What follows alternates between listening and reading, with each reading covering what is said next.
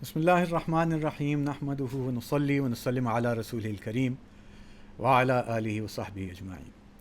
محترم ناظرین، welcome back. اور یہ اب ہمارا دوسرا حصہ ہے اعمال اللسان کا، کہ جس طرح سے ہم نے تھوڑا سا ریکیپ کریں کہ حضور اکرم صلی اللہ علیہ وسلم نے ایک اپنے علوم کے سمندر کو کوزے میں بند کر دیا ایک خوبصورت جملے کے ساتھ۔ آپ صلی اللہ علیہ وسلم کا معجزہ ہے کہ آپ جوامع الکلم ہیں، کہ آپ چھوٹے سے جملے میں بہت سی خیریں پیش کر دیتے ہیں۔ تو آپ صلی اللہ علیہ وسلم نے ارشاد فرمایا کہ من کان یؤمن باللہ والیوم الآخر فلیقل خیرا او لیصمت، کہ جو اللہ پر اور آخرت پر ایمان رکھتا ہے اس کو چاہیے کہ یا تو خیر کی بات کرے یا پھر خاموش رہے، جو منہ سے نکلے وہ خیر ہو، اس سے لوگوں کو خیر پہنچے۔ اس لیے مسلمان کی تعریف کی آپ صلی اللہ علیہ وسلم۔ مسلمان کون ہے؟ تعریف کیا ہے مسلمان کی؟ اس کا انٹروڈکشن کیا ہے؟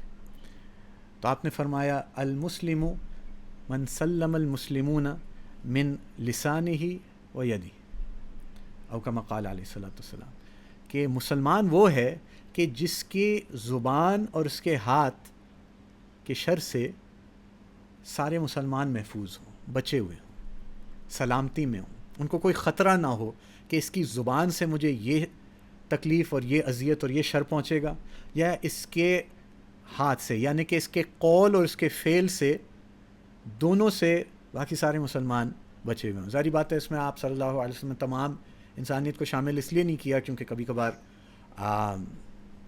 جنگ ہو جاتی ہے، جہاد ہوتا ہے، قتال ہوتا ہے، تو اس میں مسلمان کے ہاتھ سے تو غیر نہیں بچے ہوئے، تو اس وجہ سے یہ یہاں پہ آپ صلی اللہ علیہ وسلم نے یہی فرمایا کہ مسلمان اس سے، کیونکہ مسلمان کے خلاف تو نہیں جنگ کرے گا۔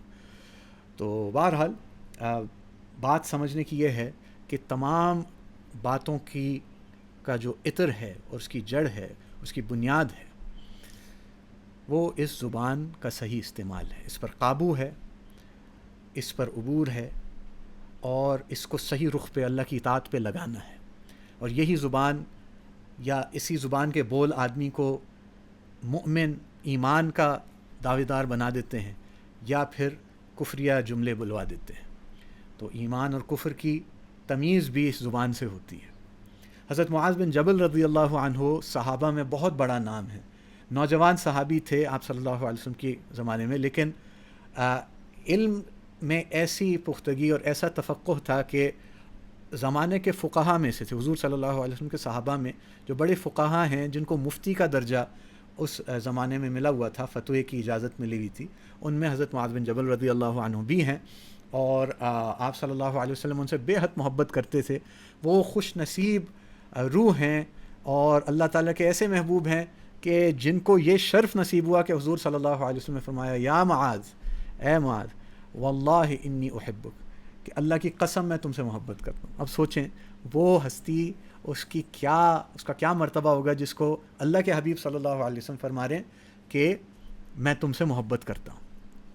اور تو معاذ بن جبل رضی اللہ عنہ، جیسے پچھلی ویڈیو میں بتایا کہ صحابہ اپنے آپ کو پیش کرتے تھے حضور کے سامنے روحانی مریض بن کے، کہ مجھے علاج کی ضرورت ہے، مجھے تزکیہ کی ضرورت ہے، مجھے میرے تربیت کی ضرورت ہے، مجھے اللہ کا قرب کی ضرورت ہے، میرے گناہ ہیں، میری کمیاں ہیں، میری خطائیں ہیں، یا رسول اللہ صلی اللہ علیہ وسلم آپ رہنمائی فرمائیں، میرے لیے علاج تجویز کریں۔ تو پوچھا کہ یا رسول اللہ، آپ مجھے ایسا عمل بتائیے، ایسا کام بتائیے کہ جس سے میں جنت کو حاصل کر لوں اور جہنم کی ہولناکیوں سے بچ جاؤں۔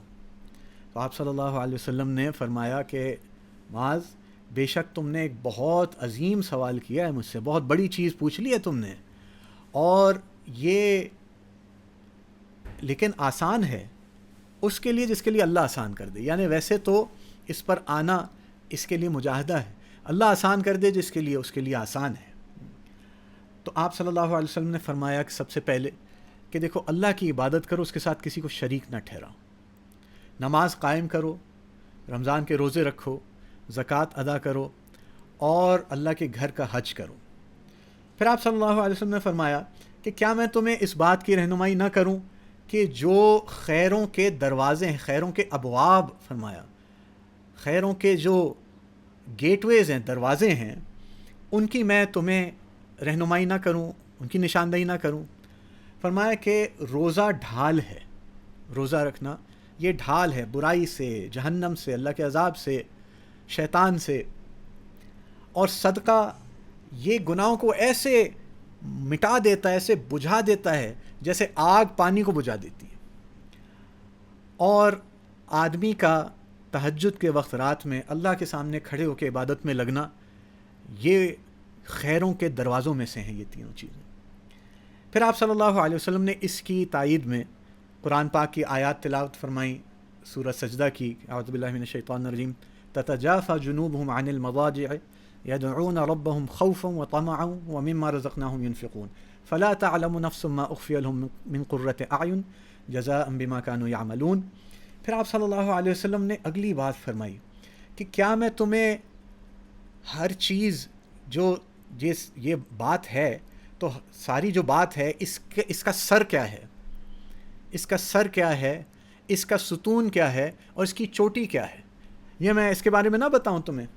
تو فرمایا کہ اسلام ہر چیز کا سر ہے، اسلام ہر چیز کا سر ہے، اور نماز ستون ہے، اور جہاد چوٹی ہے، یعنی اس کا منتہا قربانی کا، اللہ کے قرب کا، اور یعنی اپنی جان مال وقت کو صحیح لگانے کا، کہ جہاد ہے۔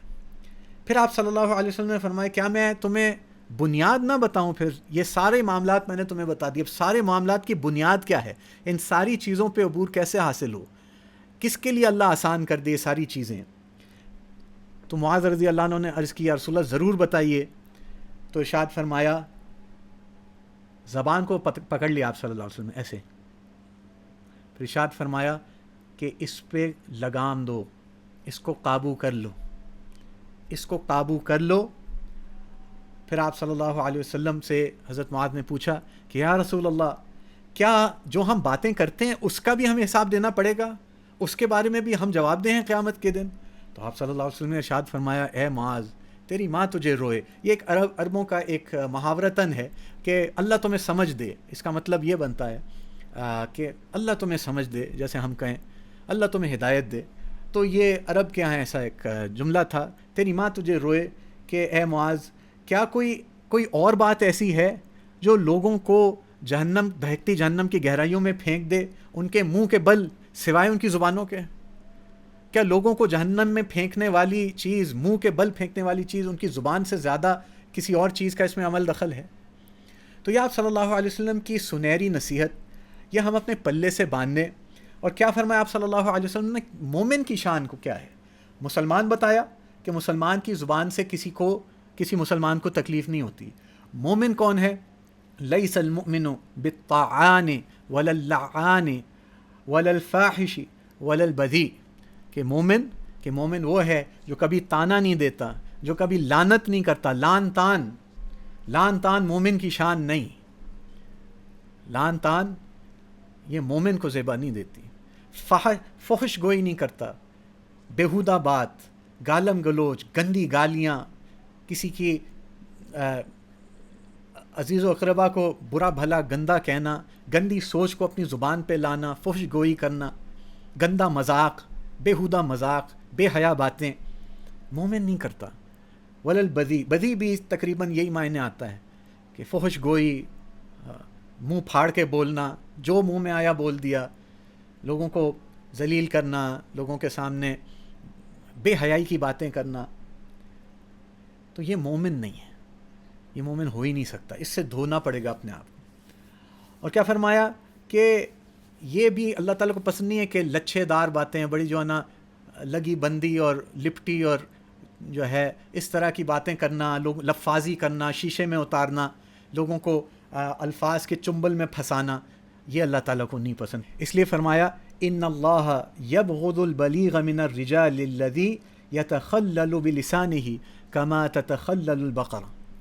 عجیب مثال دی آپ صلی اللہ علیہ وسلم نے کہ اللہ تعالیٰ نفرت کرتا ہے، اللہ تعالیٰ کو بہت مبغوض ہے ایسے لوگ جو بڑی بلاغت، فصاحت بڑی لمبی لمبی چھوڑتے ہیں، اور اپنی زبان کو ایسے لہراتے ہیں، ایسے جو ہے نا دائیں بائیں پھیرتے ہیں جیسے گائے اپنی زبان نہیں پھیرتی، اگر دیکھا ہو آپ نے تو جیسے چاٹتی ہے اپنے منہ کو، لمبی زبان آنکھ تک لے آتی ہے. تو زبان درازی اور لفاظی یہ اللہ تعالیٰ کو نہیں پسند، لوگوں کو الفاظ کے چنبل میں پھنسانا. اور بلکہ یہ تو چلیں ایک عیب ہے، لیکن کچھ ایسے عیب ہیں جو آدمی کو اسلام سے منافقت میں لے جاتے ہیں، نفاق میں لے جاتے ہیں. اور حضور نے فرمایا چاہے نمازیں پڑھتا ہو، چاہے روزے رکھتا ہو، منافق کی یہ 3 علامتیں، اور ایک اور روایت میں 4 بتائیں، لیکن 3 یہ جو بتائیں کہ منافق کی علامتیں کہ جب بات کرتا ہے تو جھوٹ بولتا ہے، قسم کھاتا ہے تو قسم توڑ دیتا ہے، اور اس کو کوئی امانت دی جاتی ہے تو خیانت کرتا ہے. دوسری روایت میں چوتھی بات جو بتائی کہ جب کسی معاملے میں بحث مباحثہ کوئی بات بڑھ جاتی ہے، جھگڑا کوئی ہو جائے، بات بڑھ جائے، تو گالم گلوچ پہ اتر آتا ہے.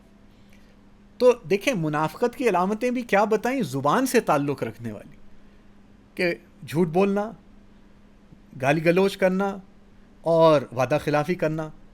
تو 4 میں سے 3 علامتیں تو زبان سے ہی بتائیں. اور امانت بھی بہت سی باتیں، جیسے کسی کا راز فاش کرنا، یہ بھی امانت میں خیانت ہے. یا کسی مجلس میں کسی مشورے میں ایک بات ہو رہی ہو، وہاں سے کئی لوگوں کے متعلق ہے، کانفیڈینشیل ہے، اس کو باہر کرنا، یہ بھی امانت میں خیانت ہے. تو اب اور کون سے ایسے گناہ ہیں زبان کے بڑے بڑے کہ جن سے بہت زیادہ بچنا ہے، اپنے بچوں کو بچانا ہے. جھوٹ بولنا ظاہری بات ہے، دھوکہ دینا زبان سے، الفاظ سے، یہ دھوکے بازی، مذاق میں بھی دھوکے بازی پسند نہیں. یہ آدمی کے لیے جھوٹا ہونا کافی ہے کہ وہ مذاق میں جھوٹ بولے، یہ بھی اس کو بھی منع کیا. بدتمیزی، یعنی بد کلامی، کسی کی پگڑی اچھالنا، کسی کی عزت کو زیر کرنا، دوسروں کو انسلٹ کرنا، بے عزت کرنا، مذاق اڑانا، لوگوں کا تمسخر کرنا، ان کو نیچے دکھانا، ذلیل کرنا. اور کیا کہ اس طرح کے جملے، یعنی تعصبی، نسلی، رنگ، نسل، زبان کی وجہ سے کسی کو اس طرح کے جملے بولنا، جملے کسنا، یا اس کی اور کسی عیب ہے اس میں تو اس وجہ سے ایسے القاب سے پکارنا کہ اس کو چوٹ پڑے، اس کو ذلیل ہو، مذاق اڑایا جائے اس کا، لوگ تمسخر کریں. بے حیائی کی بات کرنا، فحش گوئی کرنا، غیبت کرنا، بہتان باندھنا، اور بھی بہت سے یہ گناہ ہیں زبان کے. اور اس لیے اللہ تعالیٰ نے قرآن پاک کی آیت ہے سورہ حجرات کی کہ یا ایھا الذین آمنوا لا یسخر قوم من قوم عسى ان یکونوا خیرا منہم ولا نساء من نساء عسى ان یکن خیرا منہن، کہ اے لوگو، نہ کوئی مرد دوسرے مردوں کا مذاق اڑائیں، نہ عورتیں دوسرے عورتوں کا مذاق اڑائیں. کسی بھی قوم کا، کسی کی قوم، لسان، اس کی زبان، اس کی قوم کی وجہ سے مذاق اڑانا یہ حرام ہے. تو ہم بہت سے مذاق اڑاتے ہیں، ہم جوکس کرتے ہیں فلاں برادری کے، فلاں لوگوں کے، میں اس کا بھی نام نہیں لوں گا، تو فلاں بہت کنجوس ہیں، فلاں ایسے ہیں. یہ سارے حرام ہے، مسلمانوں کو یہ زیبا نہیں دیتا. بچوں کو سکھائیں. اور میں اس طرح کی مثالیں بھی نہیں دینا چاہتا کیونکہ پھر وہی چیز اور پھیلتی ہے، اس لیے ورنہ اس کی بڑی سختی سے دیکھیں. ہمارے گھر میں ہم کسی قوم کا تو نہیں تمسخر کر رہے، ان کو حقارت سے تو نہیں پکار رہے، بھوکے فلاں جیسے کرتے، یا یعنی خر دماغ فلاں، اس طرح سے بدبودار فلاں، کیسی کیسی ہم باتیں کرتے ہیں، اللہ معاف کرے. تو یہ سب حرام ہے. اس کے ساتھ کیا، ولا تلمزوا انفسکم، کہ کسی کے عیب جوئی میں نہ لگو، کسی کے غلطیاں نکالنے میں نہ لگو. ولا تنابزوا بالالقاب، برے القاب سے کسی کو نہ پکارو. بئس الاسم الفسوق بعد الایمان، ایمان لانے کے بعد یہ برائی کے بول اچھے نہیں ہیں. ومن لم یتب فاولئک هم الظالمون، جو اس سے توبہ نہیں کرتا وہ ظالموں میں سے ہے. اللہ تعالیٰ ہمیں سب سے توبہ نصیب فرمائے، اور ہماری زبانیں خالص اللہ کے ذکر میں، اللہ کی یاد میں، اللہ کی اطاعت میں، دعوت کے لیے، تبلیغ کے لیے، لوگوں کو اللہ سے جوڑنے کے لیے، لوگوں میں مصالحت اور صلح کرانے کے لیے، صلہ رحمی کے لیے، محبتوں کے لیے، محبتیں بانٹنے کے لیے استعمال ہو. اللہ تعالیٰ اس کو قبولیت کا شرف عطا فرمائے. السلام علیکم ورحمۃ اللہ.